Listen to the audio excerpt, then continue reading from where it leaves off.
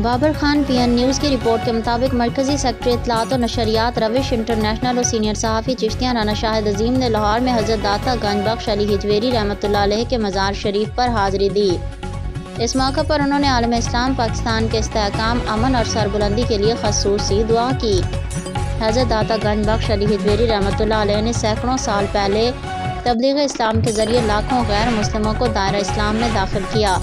यही वजह है कि सैकड़ों साल का अरसा गुजरने के बावजूद आज भी हज़ारों लोग रोज़ाना की बुनियाद पर मरकज़ तजल्लियात पर तस्कीन रूह हासिल करने के लिए यहाँ हाज़िरी के लिए आते हैं। इन ख़यालात का इज़हार उन्होंने मीडिया नुमाइंदों से गुफ्तगू के दौरान किया। उन्होंने कहा कि इन बुजुर्गान दीन ने बेराह रवों, भटके हुओं और गैर मुस्लिमों को अल्लाह और उसके प्यारे रसूल सल्लल्लाहु अलैहि वसल्लम का पैगाम पहुँचाकर हिदायत वाला रास्ता दिखाया।